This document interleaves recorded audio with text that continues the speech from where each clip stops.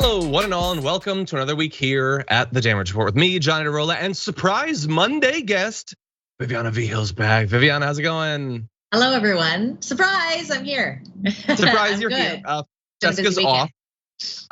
It has been. It's been a little bit since we spoke. How have you been handling the transition into fall, the continuation of the pandemic, and all of that? I am not happy that it's fall, although my birthday is next week, so I'm excited about that. But I really, the summer flew by. I'm excited that our COVID numbers are down a bit on the West Coast, at least. Doing well. So yeah, I'm looking forward to getting my booster shot. I qualify for the booster, so I'll probably be getting that in a couple of weeks. So that'll be my good kickstart to fall, so I continue to be safe. We were talking before on the break before the show about going to the movies. I went to the movies for the first time. What did you see? So I saw Venom. It's very cute. Oh, what'd you think? I loved it. Full disclosure, hadn't seen the first one, so I don't think it's fully necessary. My 11-year-old nephew was like, "You saw Carnage first, you can't do that." And so I broke the rules, but you probably missed so much subtext and everything. But I think I'll see it again. Foundation. Yeah. That's cool.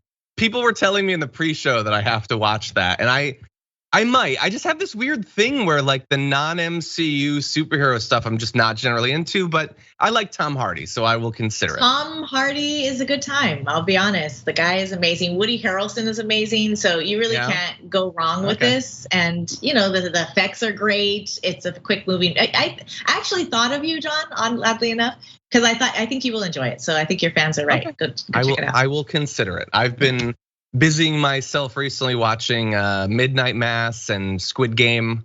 Yeah. And SNL is back, which is gonna come I haven't. Have you done anything on Damage Report about Squid Game yet? I've talked about it a little bit. Like in the pre-show, we just talked about how he wrote it back in 2009, and it took a decade to convince a studio to take a chance on it. And now it's like the most watched Netflix thing ever. That just gave me chills. That just gave me chills. I'm loving it. I loved it. My boyfriend's daughters ruined the ending for me, so that's fun. No. Well, I don't even know the ending, so I will block every person who says anything. Anyway. Yeah. Okay. Well, you know what? As you can. How's that? I will. And you know what? While we are actually shockingly, we're gonna start talking about politics soon. We will be doing a pop culture related top 10 list for tier 2 and tier 3 members on YouTube after the show. Viviana will be stepping in. Thank you very much for doing that, Viviana. And we will be doing our top 10 desert island movies, what we would bring to a desert island. I'm very excited to discuss mine, and we'll have that for you if you're a tier 2 or tier 3 member on YouTube a little bit later on today. Before that though, yes, I'm still a little bit sick. I'm almost done. I swear it's almost gone, but I'm still a little bit sick. If you wouldn't mind hitting the like button, sharing the stream, that'd be great. And if you want to send us tweets, super chats, stuff like that, I am fairly certain we will have those and respond to them. We will see. I don't know what's going on. Oh, thank you, Marissa. I appreciate that. I knew our intern's out today. Anyway, with that said, Viviana, you ready to talk about what took place over the weekend? I'm ready. I can't hold it any longer. I will say this. It's a pretty fun rundown, I think. I feel like we have some fun. Some of it's not so much fun, but some of it is. And in fact, John, some of that to start off with. You always make it fun, John. I will try to. Okay, with that, let's launch directly into this video. Okay, I'll be back. Sinema, we want to talk to you real quick. Can we talk to you real quick? Hi, actually, I am heading out. But right now is a real moment that our people need in order for us to be able to talk about what's really happening. We need a Build Back Better plan right now. We knocked on doors. We need solutions. The Build Back Better plan has the solutions that we need. We knocked on doors for you to get you elected. And just how we got you elected, we can get you out of office if you don't support what you promised us.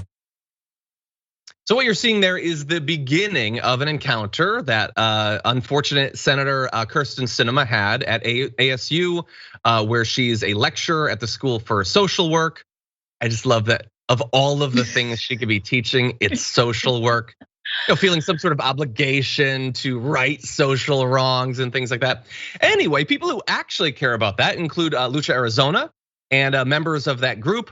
Were waiting for her when she came out of her classroom. She immediately booked it for a bathroom, and they followed her in to talk about some of the things they think she is blocking, including immigration reform, a number of other topics. And so Viviana, what do you think about this? She apparently didn't just go back to Arizona for fundraisers and glasses of champagne and hikes and things like that. She was also teaching, and they were waiting for her. Yeah, I'm with you on the teaching. It's like, what is she teaching now? She continually is like the character from SNL we've all been waiting for. Like, she really is a real person, but she looks like a caricature of herself. Mm-hmm. So, I'm not surprised that people are upset. I'm not surprised that they are coming after her. I'm one of those people that are upset with her. I don't understand how she got into office. And here she is. And it's actually very dangerous to have somebody like her in any position of power. But I'm glad that people are taking a stand. I'm glad that people are speaking up and speaking their mind. So, it's been a tough pill to swallow every single time she talks. Yeah, and I would say, look, there's a lot of different battles that have to happen simultaneously. The most important ones are substantive about the bills that she's blocking, which are all of them, basically, both individually, like with the reconciliation bill, and in a larger sense, since she's standing against reform to the filibuster, she's fine with literally nothing passing the Senate, which sucks. But also, if she is going to be in office, and up until when we can finally kick her out, maybe this is a minor note. You do not get to have this aura of being the cool senator because you happen to be young or because you did a triathlon or something. George Bush likes to ride bikes. He killed like 1 million Iraqis. I don't give it. I've almost said it. Whew, okay, I don't care about your hobbies. I don't care about your wigs. I don't care about how much you love rosé. You are Joe Manchin. You're Marsha Blackburn. You're all of those people that are standing between people who are suffering and the help that they need. I don't care if you once ran far.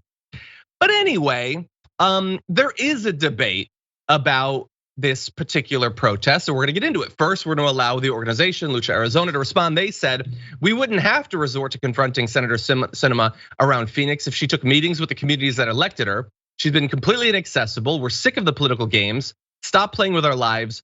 Build back better, back the bill. And so, yeah, she doesn't do that. She doesn't do meetings with her constituents. She doesn't answer questions. She is completely closed off, except to her donors. She does meet with them. So yes, if they have to go to a school, if they have to go to the bathroom, that is their argument for it. What do you think about the particular venue? The fact that they, especially people have a problem with the fact that they went into the bathroom with her. What do you think about that? Well, she is full of some of this place to find her. I'll block myself out. She's full of it. So that's where you gotta go, where she's letting it loose. I don't know.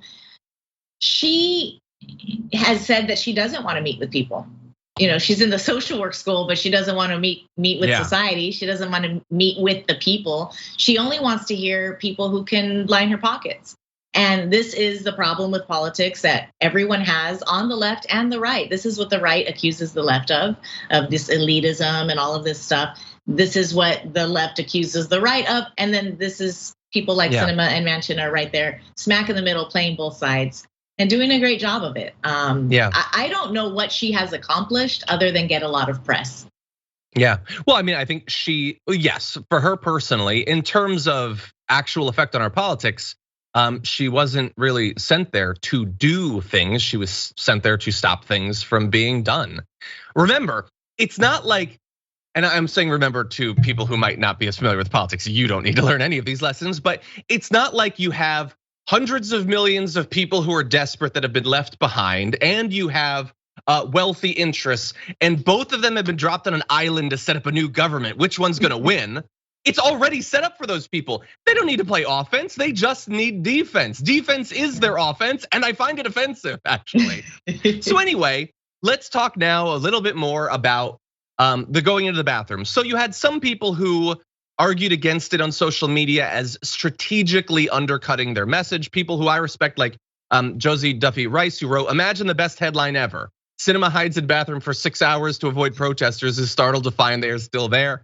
That's very funny. You also had people who were more aggressively against it, like, how dare these animal leftists, saying that it's sexist because she's a woman, even though I believe the people who went in were women, or at least the vast majority were. Or people trying to flip it, saying, how would you feel if crazed right-wingers followed AOC into a bathroom? And that is the sort of thing that it masquerades as adding intellectual consistency and context, but very much is not. I would ask, what are they following her to the bathroom for? If it's Ben Shapiro because he desperately wants to debate her, it's hardly the same thing. They followed Sinema in because she literally will not answer questions anywhere, and she is standing against aid in a massive variety of different forms. They came with substantive concerns. They didn't threaten her or anything like that. They said, these are the things that matter to us. I don't see right-wing protests against AOC taking that form. So let's just bear that in mind. But anyway, what do you think? I'm not one to go into the bathroom.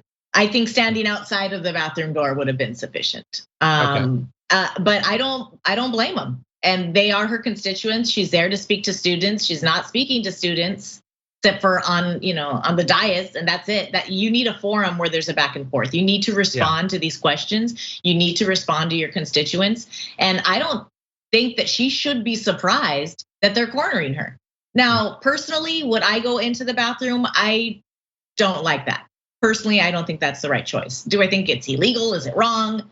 To me, it's not the best way to get your message across, but her messages, I don't care what you have to say. Yeah. She's just walking past and pushing past them. So, they got it on camera. We know she heard that. We know she's hearing this. So at least it was said, at least we have it, documented at this point, which we hadn't had before. I'm gonna give my take, but before I give my take, let's go to the end of the interaction after she had left the bathroom, and she did wash her hands. People were asking in the chat. She then flees to a different location. You'll see that in this little clip.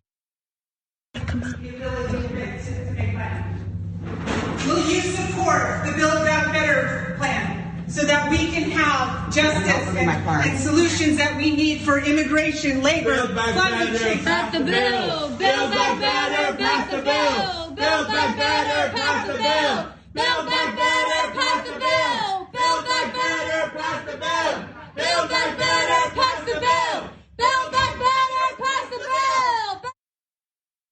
Okay, that's it. She just went into that room. She's not answering questions because she doesn't feel like she answers to those people, because she doesn't answer to those people. Some of them were actual volunteers for her campaign. They won't be the next time. Yeah. People are starting to learn who she is, and that's an important thing that we can contribute to. But she doesn't give a damn about any of those people. That is very clear.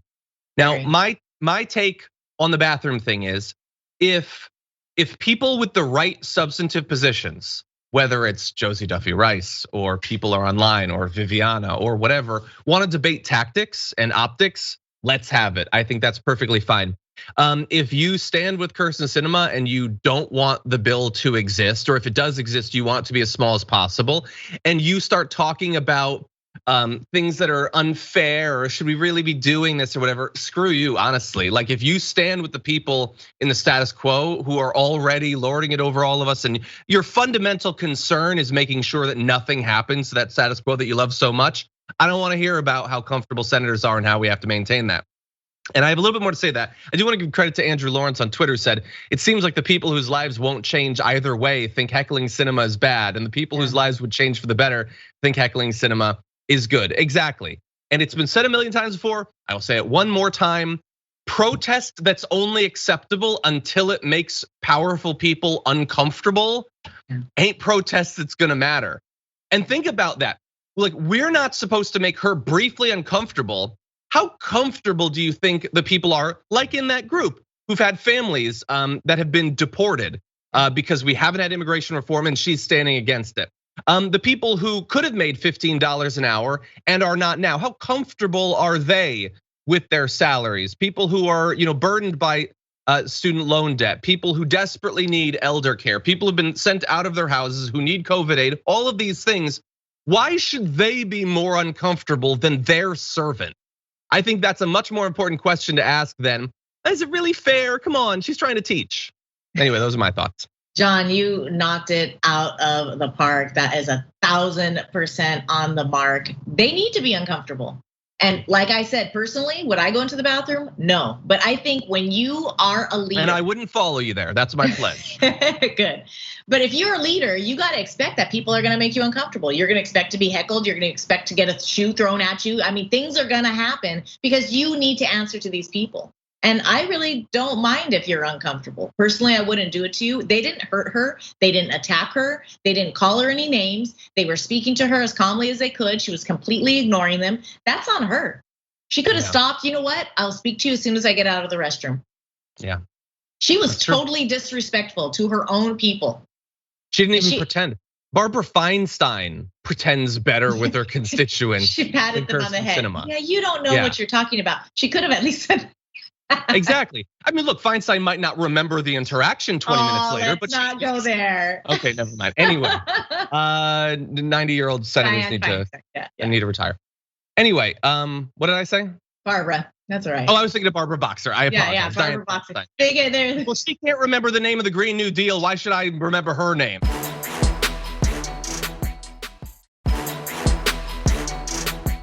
Anyway, with that said, let's turn to other forms of protest on Kyrsten Sinema. And let me just say, Lucha, Arizona, thank you. We're going to be reaching out. We'd love to have a member of your organization on. Sigue luchando. Thank you. I don't. It sounds good. I don't know what it means, but yes, I'm sure that I agree with the spirit. In any event, let's turn to other modes of protest. Actually, we have a video for you right here. To bring the moderates and progressives together very easy if we had 2 more votes. Yeah. 2.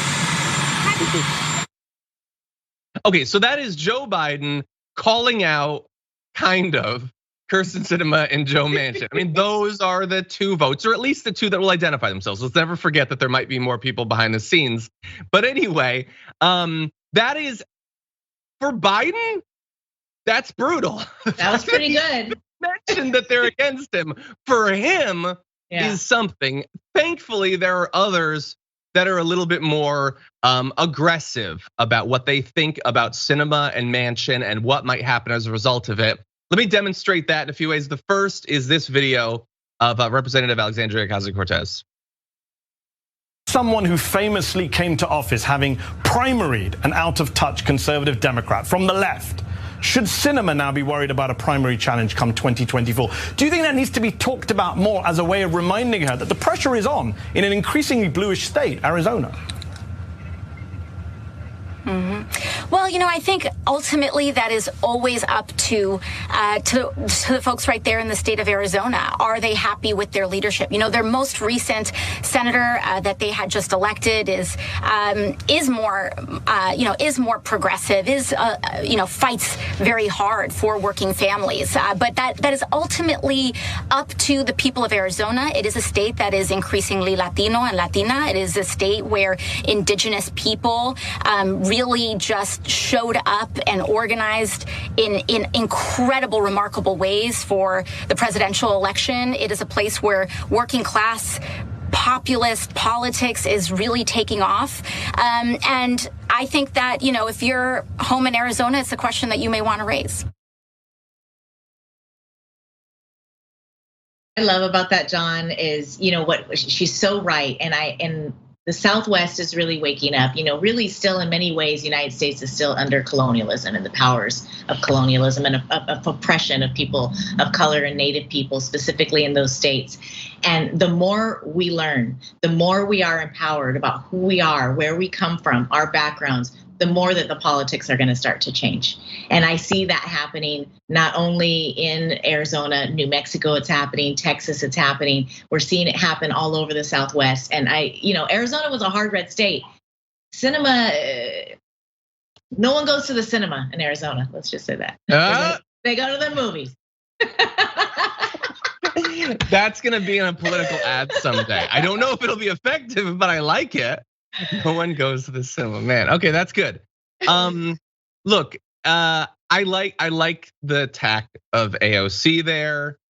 It's not too aggressive, but she's right. Look, I don't know substantively. Again, we're gonna have to evaluate how likely she is to be primary and how effective it might be. There are polls showing 2/3 of Arizona Democrats would support a primary challenge if they might not individually support whoever that is. That was back in July, bear in mind. I can't imagine she's more popular now than she was in July. So just bear that in mind. She's way less popular than other Democrats. Democrats in Arizona, she has a net plus 23 approval rating among Democrats. The other senator is 53 points more positive. Biden's plus 89. So way more popular than Sinema in her own state. So bear that in mind. But we'll have to see if a protest or if a primary actually comes. I certainly hope that it does. I find it funny that the two that are really standing in the way, Sinema and Manchin, they have these names, Sinema, and then I've already made the correlation of Manchin and a mansion. Mm-hmm. Like, do they change their names to be a little bit more hoity-toity? Like, are they really trying to be with the 1%ers? Like, what's going on with these two? I don't know. They come from money. The attempts to combine their names, like Sinema Manchin, Mancina. I'm not loving them necessarily, but anyway. I would be embarrassed if I was Manchin to be associated with Sinema. I mean, they're both equally vile in their own way, but she's just like a caricature. I just can't. I think they could both do better, honestly. Anyway, so the pressure continues in other forms too. Pramila Jayapal, after a good week of keeping the Progressive Caucus unified, and they did what they said they would do, continued with that over the weekend, saying that the $1.5 trillion figure for the economic bill was too small. She wouldn't say whether she would accept a $2.1 trillion price tag, which scares me quite a bit. Anyway, but she said that's not going to happen on the 1.5. That's too small to get our priorities in. It's going to be somewhere between 1.5 and 3.5. And I think the White House is working on that right now because remember, what we want to do is deliver childcare, paid leave, climate change, housing. There's a lot of priorities. I don't want to see between 1.5 and 3.5 personally. Let's keep that lower figure way higher. Yeah. But we have so much to do. It's really upsetting, especially in the wake of this economic crisis with COVID. I mean, we need this infrastructure. We need this stuff passed. We need childcare. We need all this stuff happening. And we haven't even seen the effects of it yet. So if we don't get this passed, next year, it's gonna be real rough times for a lot of families. Yeah, and when you look at how long it's taken to pass this, are they literally gonna pass 0 bills next year? It feels like that might happen. We'll have to see. I guess they get their reconciliation bill next year. We'll see what they do with that in the month before an election. I'm sure they'll be quite bold. They'll go on vacation. Anyway, yeah, probably. Well, she certainly will, whether they do or not. Now, I also want to talk a little bit briefly about the popular conception of Manchin and Sinema, what they think about them, because there has for a long time been a lot of free PR, just sort of ambient social PR for moderates and centrists. I would take both of those words, bundle them up, throw them in the sun. But anyway, that is cracking a little bit. Don Lemon had his little thing with Chris Cuomo calling them Republicans in the Democratic Party. I like that for Don Lemon to say that. I think that's good. Pretty good. Over the weekend, John Oliver did a great segment on the two of them. I'm a big fan of John Oliver. I don't like that he called them moderates. I think he needs to wake up to that being a complete fiction. But I'm glad that he's pushing back. Whether they kill this bill or not, let's not let them get through this year without everyone in their state knowing who they are.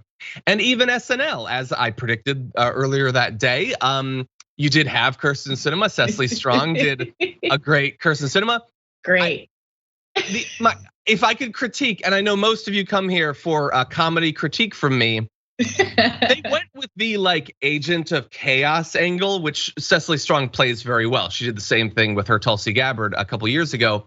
They didn't talk about why she's doing it, which is because she's there for the donors. Yeah. There was no corruption. There was no donors. It was just, I don't need to have friends. And it was very well acted, but substantively I had an issue with it. And I continue to hate their portrayal of AOC. But anyway, I hope that the tide is turning, Viviana. I hope that people know who they are and they can see past I think that's an important point though, John, about SNL, because I think it really, and then you're talking about, just media in general and how they're painting this picture, but we have to keep in mind who's behind SNL, who's behind all of these shows. And so the whole Democratic Party is full of moderates. So what's Sinema? She's not a moderate. They're all moderate. AOC's the left, and she's actually probably, her and Bernie are what Democrats should be.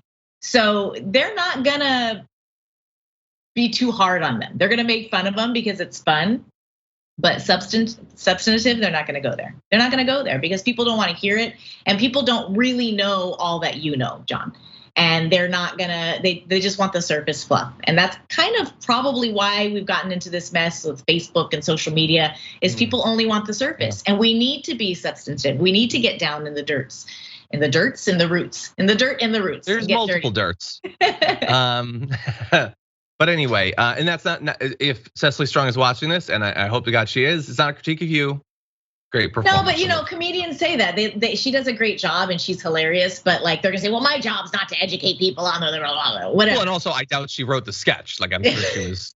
That's what I'm saying. Anyway, with that, we're gonna take a break. When we come back, we're gonna have a little bit more on this for two reasons. One, it's fun, and two, it's the most important policy thing that's happening right now. We're gonna have the defenders of Manchin and Sinema. We're gonna give them their day in court after this.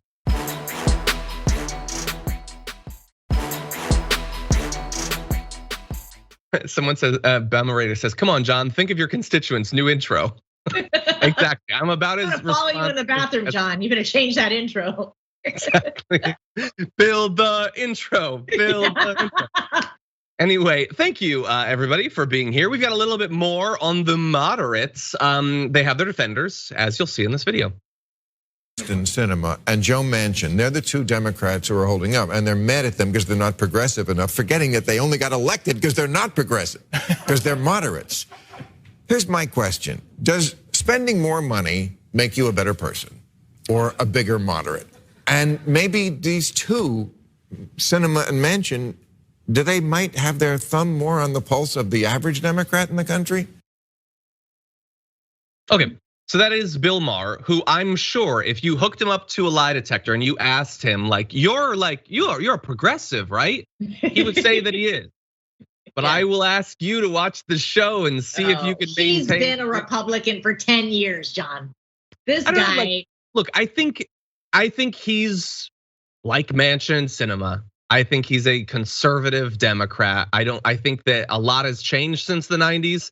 I think that he has changed. I think more importantly, the country has changed, and that's fine. But recognize what you are. That's all I would expect out of a show like that. But he does like Manchin and Sinema, apparently. Yeah, he's been wrong for a long time. I stopped watching him a long time ago. The guy has a very bad reputation. I won't say too much, but he's not the nicest guy, according to people that have been close to him. And his politics are very with the wind. And I honestly think he's more libertarian. Yeah. I think a lot of rich people are. They get the money, they want to keep it. That makes sense. Why don't you just take care of yourself? What's wrong with that? Exactly. No, but the issue isn't just that maybe he's not a leftist. So I want you can play back what he said. Think like this job, I will acknowledge, is a lot easier than most jobs. It has very little that's expected of you. But one thing that is expected is that you think the bare minimum about the things that you say and add something to the discourse. That is ideally what you should do. He said they think it's too much money. Is that really what they think? They have accountants issues with it. That's not that's a version of what's true. But again, they're delivering for their donors. He knows about money in politics, but he completely forgets it on his show. He says, does spending more money really make you more moral? That's where we just get into, that's just a conservative, I don't want the government to spend money because it might result in taxes thing. So he is expressing his own self-interest, his own financial self-interest, and not identifying it there. He's just a rich guy, basically, but he won't say that. And then he says, they only got elected because they're moderates. Is that how Kyrsten Sinema got elected? Because she pretended to be a progressive, she pretended to be a leftist, she played up being in the Green Party formerly and stuff like that. She wouldn't have you believe that's why she got elected. And then finally, is it possible they have more of a finger on the pulse of the country? I don't know, Google a poll, Bill Maher. The bill that they're opposing has at least 2/3, if not 3/4 public approval. This is not a hypothetical. Polling exists. We can find out what the people actually think about this stuff. But again, this guy that gets paid millions of dollars to understand politics and discuss it online It's just all hypothetical. Who's to say what's popular? Maybe what lines up with my own interest is popular. Wouldn't that be a nice world to live in? He has mentioned before that he's rich and he recognizes, paying taxes and he could be against this and that. I've heard him say it, but and in some ways, for me, were they elected because they're moderate? Not by the constituent. They were elected. Being a moderate was a fan because of the donors and because of the money flow. And this is what we need to get away from. And that's what he should be talking about. The fact that money is even taking a place in why we're voting for people. That is the problem with politics in this country. And he should have been identifying it in that way and not like, is it so wrong? Is capitalism so bad? Is it always bad? He's in that zone when he really should be saying, wait a minute, we're going down this really bad path where money is making the decisions, and that's what needs to stop. And like you said, he's too much. This guy's done. He needs to be retired. He hasn't been on point. Just enjoy your mansions. Go on a yacht and go to Manchin's mansion, and you guys go to the cinema with Sinema. Yeah, and even like you could add something. And look, I'm gonna criticize. I said earlier in the show, I wish John Oliver had done this. When you say they got elected because they're moderates, okay, in the case of Joe Manchin, you might have an argument there. You talk to some poor people in West Virginia, and they do use that terminology. But why?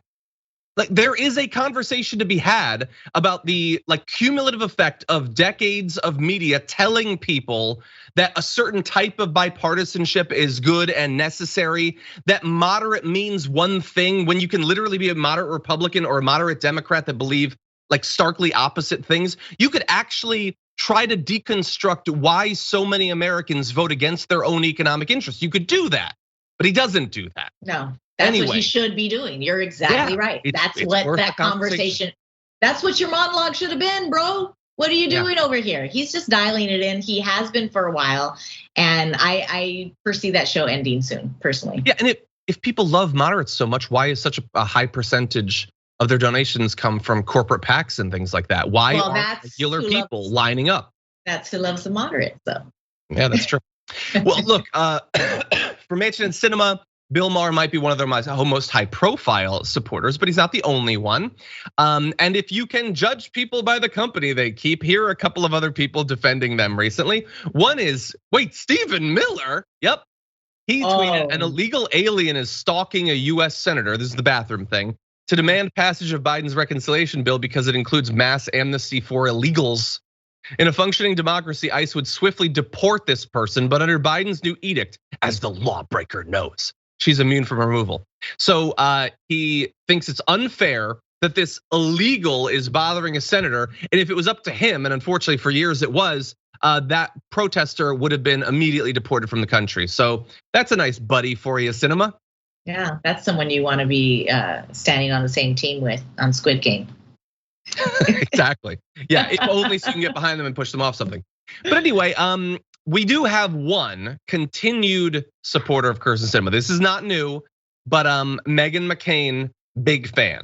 Described the protesters. Oh, so right there you see that this is what we've shown this previously. This is from like a week ago. It's just Kyrsten Sinema appreciation tweet from Meghan McCain. That's all. That's it, and a stupid gif of some cacti. Anyway, she called the protesters following her into the bathroom, quote, as toxically intolerant as the Trump regime. Yeah, I mean, if you told me we're gonna deport everyone that you know, ban an entire religion, or follow you to the bathroom, I wouldn't know which to pick. They're equally toxic. Wow. But anyway, and in terms of like, if we have a theme of people who should be willing to look a little bit deeper into politics, and that's what they're paid to do, but they don't do it anyway. She had previously tweeted in support of Kyrsten Sinema back in June of this year. Same journalists and pundits who go out of their way to bring up my dad and applaud him for his maverick ways are sure spending a lot of energy ripping apart and defaming Kyrsten Sinema for being a maverick against her own party. No attempt at intellectual consistency anywhere. She said maverick. She's a maverick. She's a maverick. So that's critique or context for people with perfectly spherical, smooth brains. Maybe there's something other than being a maverick that we're differentiating.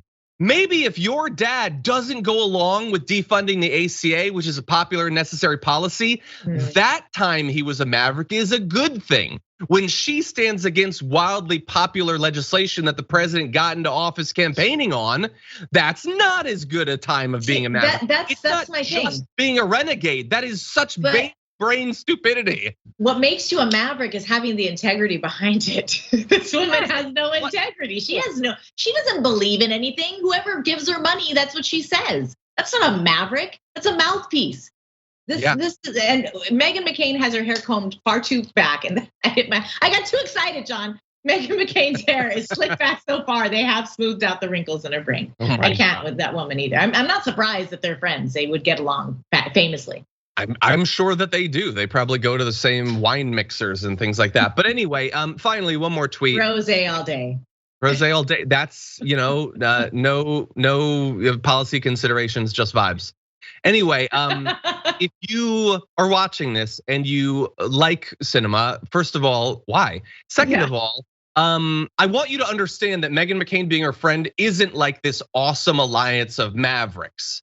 Okay. No. She retweeted this tweet from Comfortably Smug that says, "Felt cute, might delete Biden's agenda later," retweeting a photo of Sinema.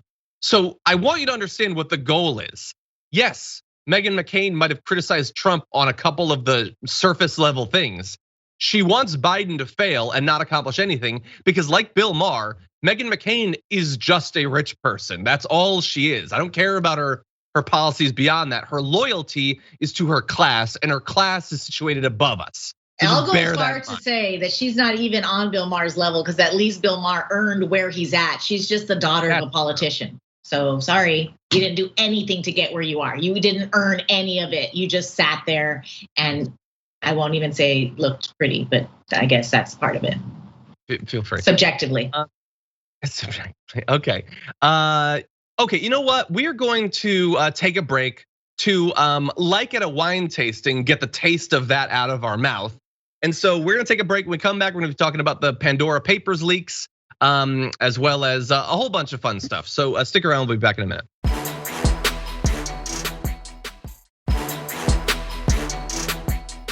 Okay, everybody. I'm very glad that my throat decided to give out as we launch into the most graphics and reading heavy segment.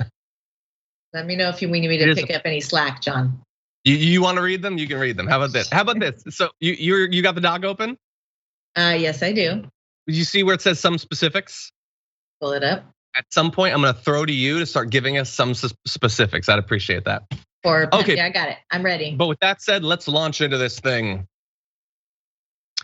In the wake of things like the Panama Papers and others, we have the Pandora Papers investigation, what's called the world's largest ever journalistic collaboration involving more than 600 journalists from 150 media outlets in 117 countries.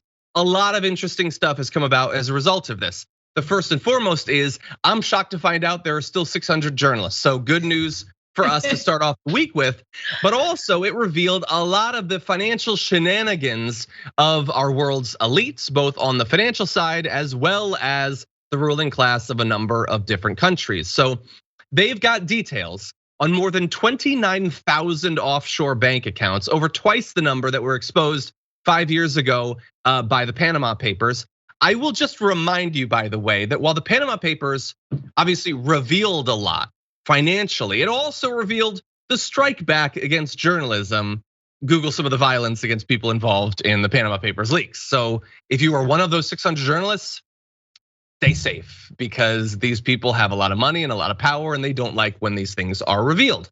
But the investigation exposes the secret offshore affairs of 35 world leaders. That is amazing.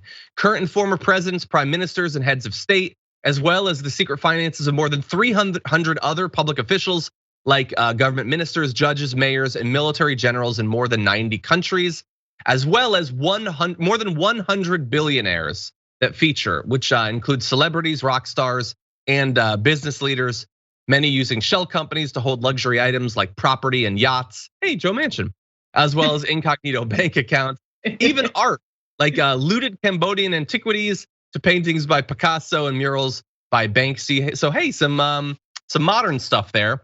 So Viviana, if you have any thoughts about the investigation finally being revealed, feel free to let us know. And at some point, if you want to let us know some of the specifics, I'd love to hear them. I mean, I'm with you with those journalists. I mean, God bless them. That's really scary that they're putting themselves out there. But sorry for the sirens. They're coming for the journalists. Cue the sirens. Some specifics are King Abdullah II, who rules Jordan. He spent more than $100 million on lavish properties in the US. Who's his realtor? And in Europe, while his country fell deeper into political turmoil. The Washington Post reported that. Let's start there.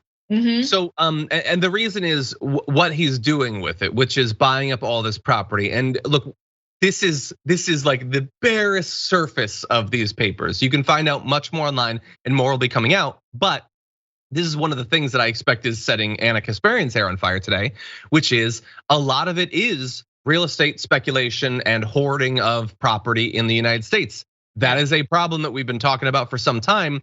This is not the only thing that's leading to it, but this is one of these. These are wealthy elites hiding their wealth in other countries by buying up property here. And if there's a consequence that you can't ever buy a home as a result of that, well, omelets, eggs, all of that. Yeah, too bad that's the case. Also, a woman suspected of being in a years-long relationship with Russian President Vladimir Putin became the owner of a pricey Monaco apartment just days after reportedly giving birth to his child. Coincidence? Ukrainian president. The nice feather in her cap. I wouldn't want to get that feather. The Ukrainian president Volodymyr, I can't say that one, Volodymyr Zelensky, say it, John. Volodymyr Zelensky, I think.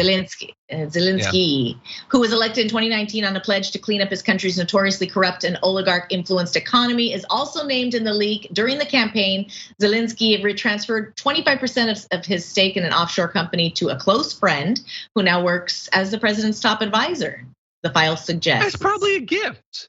He's probably just giving him a nice gift for all 25, of just 25% of the stake. It's like a gift card to Chili's. You just, it's like, hey, job well done. This one really hurt, John. In Kenya, the president Uhuru Kenyatta, he's portrayed himself as the enemy of corruption.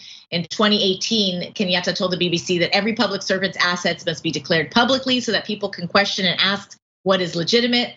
Well, according to the ICIJ, Kenyatta's family has been accumulating a fortune in offshore tax havens for decades. And the Pandora Papers show the family owned at least 7 entities based in the British Virgin Islands and in Panama, 2 well-known tax havens, of course. And the ICIJ said that the offshore businesses have assets worth more than $30 million. Well, I mean, here's the thing about corruption. The reason you have corruption is because there's a temptation to make money. If you take all of the money and you send it to an offshore bank account, there will be no temptation left for the elites in your country. I guess that's the strategy. But that is very much one of the things. I'm so glad that world leaders are included in this. They are, not all of them claim to be fighters of corruption, although you have Zelensky and you have Kenyatta. Hopefully the people in their country get that message. Unfortunately, many of them live in countries that don't have free and fair elections. So even if they know what the leaders are up to, they can't necessarily do anything about it. Others like Putin, they ain't claiming to be anything other than what they are. But like when you just have Putin's kid and you get a Monaco apartment, and I read assets worth $100 million. Just this mistress got. Like you think about how much money they have and how free they are with it. Like we don't have all the details, but I have read that there's beliefs that Putin might well be the richest person in the world, but much of it hidden. There's a lot of that going around in a lot of different countries spread across the world. One thing I noticed though, and I don't know if you noticed this, where's the US people? Yeah, they're hidden. We got all these celebrities, we got these leaders. Where are they? Now there's speculation. If we want to jump ahead of the last graphic just for a second, there's speculation that because we have such low tax rates here and there's so many loopholes, they don't really need to use tax havens to the same extent because the US is basically a tax haven. That's part of it, but there's a lot of, other than just the tax havens, there's a lot of shady behavior that definitely our billionaires are engaging in. And it just seems like these leaks often don't touch that. I find that very frustrating. It might have something to do with the fear that the journalists have, and it might be who's really spurring this Pandora Papers. Maybe it's coming from inside the house, and we want to point our finger elsewhere so that we can look like we're okay over here in the USA. Yeah, it's a lot of stuff. John, shall I continue? Yeah, you want to read at least the UK one, yeah. Okay, so former UK Prime Minister Tony Blair and his wife, Cherie Blair, they avoided paying $312,000, I guess that's 423,000 US money in stamp duty, a tax on property purchases, when they bought a townhouse in London. The BBC reported that. The building now houses Cherie Blair's law firm. So they, went ahead and did that tax-free. That's nice. That's okay. A lot of perks when you're wealthy. London. But that's nice. I just love what they can get away with, these like the entire budget of some countries in these transactions. Can I just say that 423,000 for a townhouse sounds actually like a really good deal. Like, do I need to move to London? Like, that sounds like I could maybe live there. I don't know what the exchange rate is these days. No, that was the exchange. That actually sounds pretty, in London? That's what I'm saying. Is this accurate? Or maybe it was, I don't know if these are the right numbers, but. Saddle up, governor. John's going to the island. Pip, pip, let's go. Pip, pip, hooray, or whatever. Yes, I'm gonna have to do that. Anyway, look, we're gonna be talking more about this on the main show today, and there is way more to be revealed from this, but I hope that you look into it. Super significant. These sorts of revelations are always an opportunity for us to actually do something to change the laws. We basically always get through these without that actually happening, but you never know. Maybe this will be the time that the US at the least changes its laws, which contribute to a lot of this.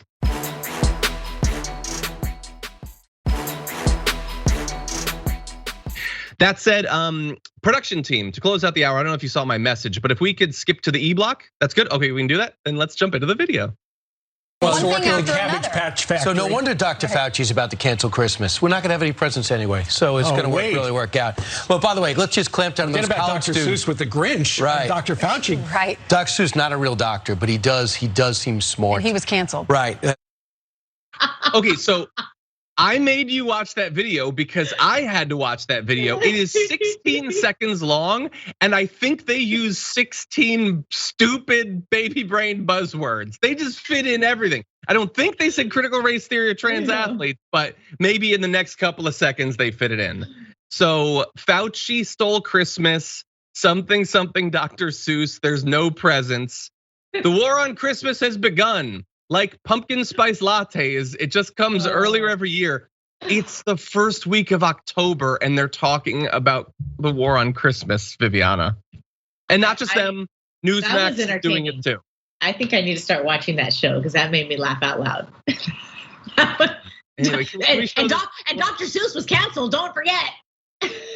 He wasn't canceled. The publisher decided for purely financial reasons to stop selling books that I guarantee no one here has heard of. No. Anyway, there's a lot of nonsense going around. That's 16 seconds. We're gonna give you a slightly longer video in a second. I just want you to think, if you watched hours of Fox every day, how do you maintain a brain in a mostly solid state when you listen to stuff like that, or you listen to stuff like this from Marsha Blackburn?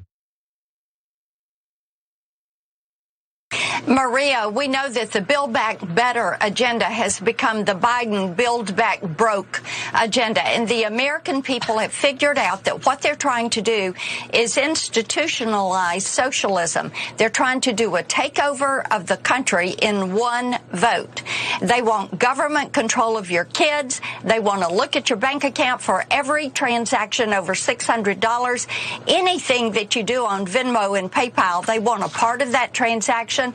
They want government control of health care. They want to demoralize the military, close the churches, destroy your faith in the American system, and then here they're going to come with the socialist program to run your life from cradle to grave, daylight to dark. Unbelievable. They're gonna punt your puppy, they're gonna eat your cereal, they're gonna do all those things, really. I thought Biden was sleepy. Anyway, super quick final thoughts. Oh man, I didn't know they were gonna rip my faith out of my chest. That's crazy. Who knew? They're literally closing down the churches in the same bill that institutionalizes socialism. It's a lot. So people are believing this, so it's scary. Go ahead, John. Sorry. Do millions unfortunately believe it, and that's, you watch that for a few hours, you too can become a crazy person. Yeah. Anyway, unfortunately, that is all the time that we have for our first hour. Thank you everybody who joined us on our linear platforms. If you are on Twitch or on YouTube, members app, all that stuff, we got way more coming, including Trump launching the first attack against Ron DeSantis. We've got Karens, we've got a bunch of stuff. You're not gonna wanna miss it. We'll be back after a short break.